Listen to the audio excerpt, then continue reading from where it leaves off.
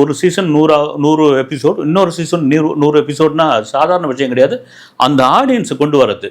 நான் எங்கள் ஊர் பக்கத்தில் ஒரு கிராமத்துக்கு சமீபத்தில் போயிருந்தேன். பொண்ணு ஒரு ஃபேமிலியை உட்காந்து பார்த்துக்கிட்டு இருக்காங்க. அதை வந்து ஹார்ட்பீட்டை ஒரு காலத்தில் பார்த்தீங்கன்னா பஞ்சாயத்து டிவியில் பார்ப்பாங்க, தூர்தர்ஷனை. இப்போ காலம் மாறி போய் ஓடிடின்ற ஒரு விஷயம் எந்த அளவுக்கு ரீச் ஆகிருக்குது பாருங்கள். அது நீங்கள் சொன்ன மாதிரி ரீச் ஆனதுக்கான காரணம் என்ன? கண்டென்ட். மறுபடியும் சொன்னோம்னா இதுக்கான காரணம் கதை தான், திரைக்கதை தான். நீங்கள் இந்த கதையை ரொம்ப பிரமாதமாக இருக்கும். நீங்கள் பார்த்தீங்கன்னா இது ஒரு கதை சொல்லுங்க அப்படின்னு சொன்னால் இந்த கதையை சொன்னால் அவ்வளோ இன்ட்ரெஸ்டிங்காக இருக்கும். ஒரு படிக்கிற பொண்ணு கர்ப்பமாயிடுறா, அவங்க அப்பா கோபமாயிடுறாரு, கடுமையான கோபமாயிடுறாரு. எவ்வளோ பெரிய அவமானம்! எடுத்துமே ஒரு அனாதை ஆசிரமத்தில் செத்துறாரு. அங்கே ஒரு குழந்தை பிறகுது, தாயும் மகளை பிரிஞ்சிடுறாங்க.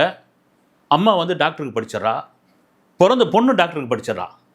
2 பேரும் ஒரே மருத்துவமனையில் வேலை பார்க்குறாங்க. 2 பேருக்கும் யாரும் தெரியாது, அங்கே வேலை செய்கிறவங்களுக்கு யாரும் தெரியாது. இப்படி ஆரம்பித்த ஒரு விஷயம் வந்து எப்படி கொண்டு போய் அதை சேர்த்துருக்காங்கன்னு இன்னைக்கு கதை கேட்கும் போது எவ்வளோ இன்ட்ரெஸ்ட் ஆகிடுது பாருங்க.